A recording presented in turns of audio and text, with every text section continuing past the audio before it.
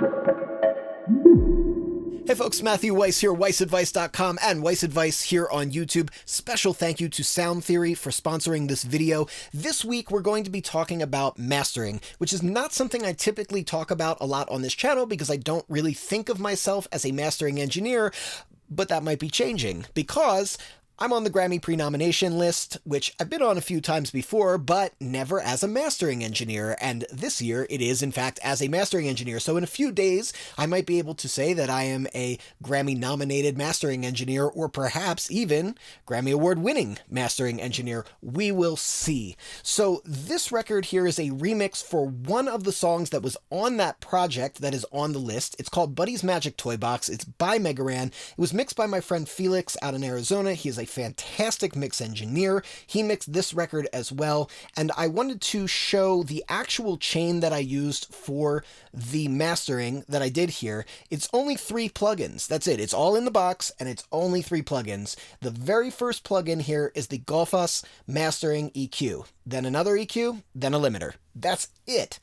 And so I thought this would be a really good way to showcase the Gullfoss Intelligent Equalizer, which is the sponsor of this video. So, okay. Where to start with this? Well, let's play a little bit of the record down so that we can get some context for just what we're working with here, because I think that's going to paint the picture in a more accurate way than just getting into the abstract of what the Gullfoss EQ is doing. All right, let's play a little bit. Easy.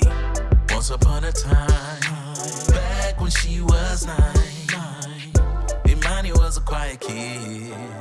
She was just shy, waiting on her French fries. Standing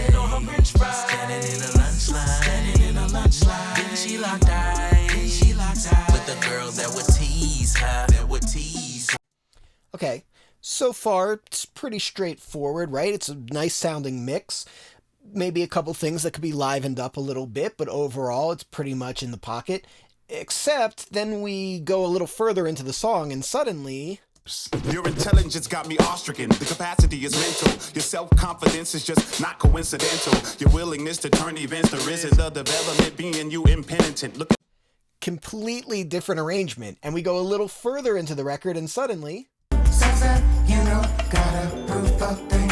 You ain't gotta prove a thing to me. Being who you are is enough for me. You enough for me, come on.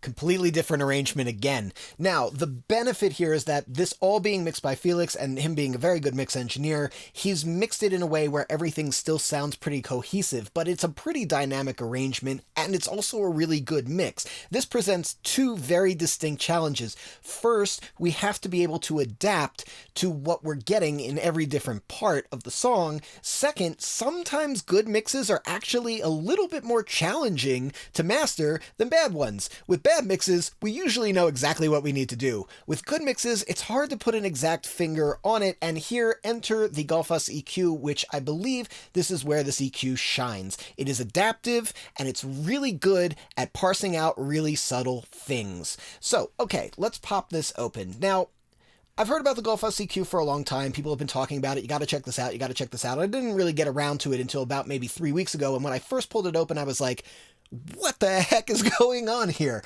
Because the controls, while very straightforward, are not exactly outlined in terms of like what they're really actually doing. So it took a moment for me to get my head around it and how to think about it. But once I got it, it made a lot of sense. We don't think about what the controls are doing. We think about what the overall goal of the actual plugin is. And once we do that, suddenly this makes a lot of sense. So what is the goal of the Gullfoss EQ? The Gullfoss EQ is trying to give us the clearest and fullest representation of the source.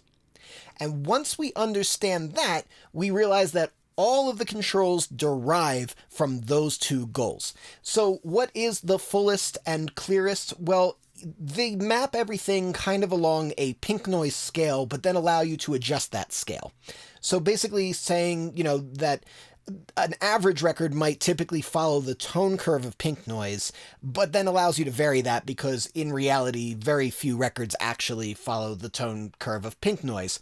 Now, that brings us to our 2 primary controls right here, the recover control and the tame control. So understanding what they're really doing comes really from the listening process. Recover is going to allow us to yield toward that pink noise. It's going to take frequency bands and say, okay, get this closer to our pink noise curve. And in doing that, it's going to clarify any underrepresented signal or recover the underrepresented signal. So what I'm going to start doing is just playing some of the record and just start pushing this recovery up. Sounds like you know, gotta prove a thing. You ain't gotta prove a thing to me. Being who you are is enough for me. You enough for me, come on. Any move you make will be amazing. And anything you do, come on. Believe you are endless possibilities. It's all So what we can see happening and hear happening is that the low end, for example, the deep subs, all start getting pushed way up toward that pink noise goal, except for when the sub elements actually come into play, and then they squish back down because that signal is already being fulfilled. In a way, it becomes a very interesting and complex multi-band compressor. But listen with your ear, watch the spectrometer here, and pay attention to where those 808s hit. Sounds like you know, gotta prove a thing. You ain't gotta prove a thing to me. Being who you are is enough for me. You enough for me, come on. So you notice that every time those 808 kicks, I think they are short 808s. I don't think, we think of 808s as being more like bass elements, but those are kind of like MPC 60 style 808s. Every time they hit, we see that ducking occur. When the sub bass is just in, we see there's a little bit of attenuation in the sub, actually. And then when those elements are out, the sub is suddenly flying forward, right? It's going, okay, what's going to get us closer to that pink noise curve? Now, Tame is doing something kind of different. It's more looking at the unevenness of where frequency energy is being distributed. So the idea of Tame, in a way, is to get the fullness that we would get out of just pink noise. But how do we do that? We don't do it just by flattening everything. It doesn't really work that way. It comes down to the idea of what resonances do to our perception of a sound. If we have a upper mid-range, for example, where there's a bunch of sharp little resonances, it can make the upper mid-range sound both thin and harsh at the same time. Tame is going to attempt to create a fuller sound by not only attenuating those stray resonances, but also pushing up the surrounding frequencies so that you get a more even distribution of frequency energy. So it's a little bit complicated and a little bit weird, but I think if I just start pushing this up, it's going to make a little bit more sense. Sounds like you know, gotta prove a thing. You ain't gotta prove a thing to me. Being who you are is enough for me. You enough for me, come on. Any move you make will be amazing. And anything you do, come on. Believe you are endless possibilities. So we get this really full signal, but notice that there's a couple places where there's some very specific attenuation happening. We don't even necessarily hear the attenuation happening because it's being covered by the fact that the surrounding frequencies are being pushed up, which I think is a big part of why this works so well. But check it out. It's almost, this would be one of the very rare times where I say it's almost a little bit better to observe this with your eyes than with your ears. I don't think I've ever said that on this channel or on any video I've ever done in my life, but it will help to understand what's really happening. Sounds like you know, gotta prove a thing. You ain't gotta prove a thing to me. Being who you are is enough for me. You enough for me, come on. So we see that there's little tiny resonances that are also being cut as the general frequency area is being pushed. That's the way that Tame is working. So Tame is a little bit of a misnomer, I think. It's more like tame and even at the same time. But what's the big picture here? Well, recovery is ultimately kind of creating a sense of clarity. It's allowing for any frequency content that's deficient to be pushed up, or any frequency content that's overwhelming to be gently attenuated. Whereas Tame is more like fine-tuning how the different frequency ranges feel in terms of their fullness. So, with that said, let's figure out some settings for this that is going to improve the record. And when I say improve the record, I mean make it more clear, make it more full, make it more alive. So let's check it out. Let's go to a different spot, actually. Let's go like toward the beginning of the record and figure it out there. Easy. Once upon a time, back when she was 9, Imani was a quiet kid. She was just shy, waiting on her French fries. Waiting on her French fries. Standing in the lunch line. Standing in the lunch line. Then she locked eyes. Then she locked eyes with the girl that would tease her. That would tease her. She tried to ignore her. Easy. Once upon a time, back when she was 9, Imani was a quiet kid.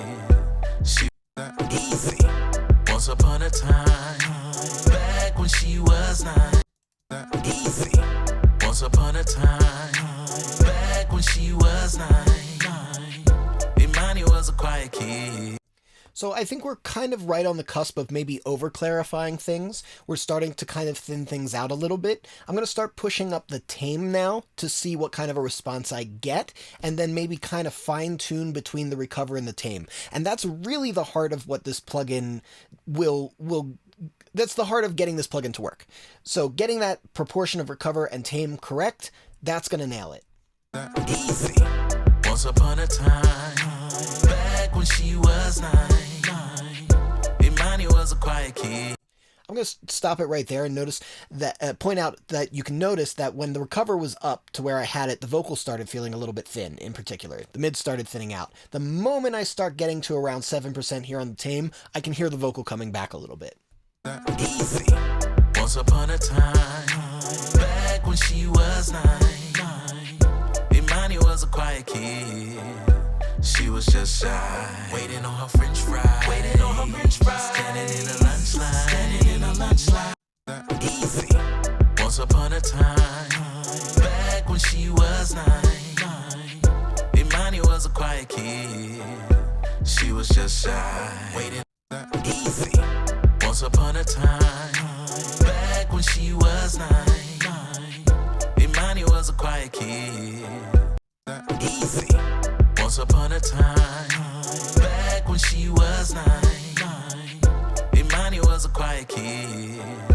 She was just shy.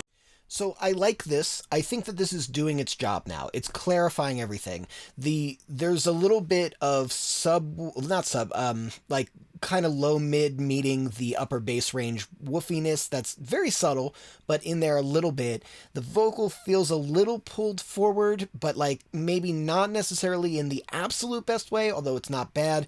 So we're kind of getting into a range of something that feels a little bit more balanced and a little bit more alive. Let's do a little before and after here. Easy. Once upon a time, back when she was 9, Imani was a quiet kid. Easy. Once upon a time, back when she was 9, Imani was a quiet kid. She was just shy. I think we're in a really, really good starting place. Now, I will say this. We don't need the lows, the deep lows, to be flying up every time the sub is not hitting. It doesn't really make sense to be doing that, and otherwise it's just compressing the sub range. So I think that we can kind of take the sub range out of this, and that's what these red lines are here. They allow us to create a band limit on where Gullfoss is actually working. So I'm going to pull out pretty much anything under maybe, let's say, like 120 hertz, like really getting at the sub range, because I don't think that we need this to be doing anything on the sub range. Otherwise, it's basically acting as a compressor on the subs, and it doesn't really need that. Easy. Once upon a time, back when she was 9, Imani was a quiet kid. She was just shy. Similarly, I understand that we're yielding toward that pink noise thing that's happening in the super treble, but I don't think that we necessarily need that. I think that this is where our brighten and boost controls are ultimately going to do a better job of getting like the top end to sit right. So, you know, we don't need, when the hi-hat's not in, we don't need 15K flying up, basically. So let's pull down some of the upper band limit as well. Easy. Once upon a time, back when she was 9, Imani was a quiet kid. She was just shy. So what ends up getting left behind is really our primary mid-range here, and I think that that's where the work really needs to be happening. Easy. Once upon a time, back when she was 9, Imani was a quiet kid. She was just shy, waiting on her French fries. So I'm going to jump to a different section of the song here. Let's hop over to our sort of breakbeat area. And let's figure out if this is working or if we can improve it using these sub controls here. So basically the workflow of this is to go from recover and tame and kind of interwork those together to get the ideal result, and then fine tune it with the bias, the brighten, and the boost, which all do slightly different things. Well, actually more than slightly different things. They all do completely different things, although brighten and boost kind of interrelate a little bit. So anyway, yada yada, let's just play this. Intelligence got me awestricken. The capacity is mental. Your self-confidence is just not coincidental. Your willingness to turn events to risk is the development. So we have this little meter over here that shows the ratio between recover and tame, and it looks like we're yielding a little bit heavily toward the tame side. So I'm going to push up the bias. This is what the instructions say to do. Now, I'm not going to hold on to the instructions being the be-all, end-all. We have to use our ears, but I'm going to try this, and if that seems to improve the sound, I'm going to keep it. If it doesn't seem to improve the sound, then I'm not going to keep it.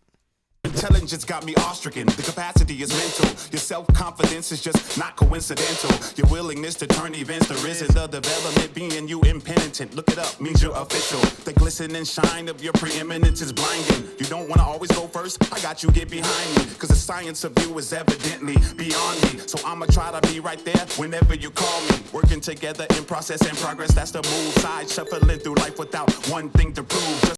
Okay, so I'm just going to jump back and forth between like 0 and 10% and see if I have a preference. So let's go to 0.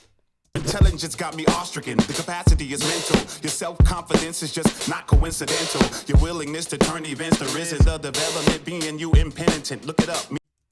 Intelligence got me awestricken. The capacity is mental. Your self-confidence is just not coincidental. Your willingness to turn events to risk is the development.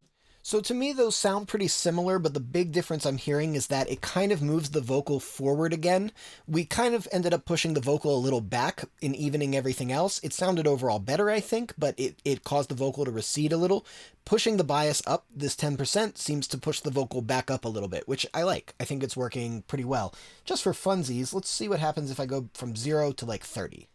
Intelligence got me awestricken. The capacity is mental. Your self-confidence is just not coincidental. Your willingness to turn events to risk is the development. Being you Intelligence got me awestricken. The capacity is mental. Your self-confidence is just not coincidental. Your willingness to turn events to risk is the development. Being you impenitent. Look. Yeah, so that we hear the vocal come forward a little bit more distinctly. I'm also hearing that the low mid of the vocal, some of that kind of woofy, warm haziness is coming back. I don't know if I necessarily love that. I like a little bit of that texture and tone, but I think maybe we might need to be a little bit careful about it. So I'm going to do 15. I'm going to split the difference. Intelligence got me awestricken. The capacity is mental. Your self-confidence is just not coincidental. Your willingness to turn events to risk is the development. Being you impenitent, look it up, means you're official. Actually, I like that a little bit better. Yeah, I think that's the right spot for it. Let's jump to a different section here, and let's work out the brightness and the boost. So the boost is a Fletcher-Munson curve. If we push up, it does the inverse of that curve, meaning it's going to cut upper mids mostly, and then also reduce treble a little, but primarily create a boat in the upper mids. If we go in the other direction, it's going to start becoming more upper mid-rangey. So I'll demonstrate it, and then we'll find a sweet spot for it. You know, gotta prove a thing. You ain't gotta prove a thing to me. Being who you are is enough for me. You enough for me. Come on. Any move you make will. So it's like a forwardness to warmth control, going from negative to positive. So let's go back down to 0. You know, gotta prove a thing. You ain't gotta prove a thing to me. Being who you are. I think there's a little bit of pinch in the nose that's in the upper mids, so maybe going a little bit toward the warmer side might be nice. I'm just going to do like 3 dB. You know, gotta prove a thing. You ain't gotta prove a thing to me. Being who you are is enough for me. Yeah, I think that's pretty good. And then we also get a little bit of a brightness meter. As all of this stuff starts getting shifted around, the overall tone curve starts to change and the yield starts becoming apparent here. If we start getting brighter, our little yellow line starts going to the right, and our little yellow line, if we're going darker, starts going to the left. This is telling us that we've gotten a little bit brighter. So I'm going to yield to the meter and see what it does. And if I like it with a little less brightness, I'm going to keep it. And if I don't, I'm not. You know, gotta prove a thing. You ain't gotta prove a thing to me. Being who you are is enough for me. You enough for me, come on. Any move you make will be So 0. sense that you don't gotta prove a thing.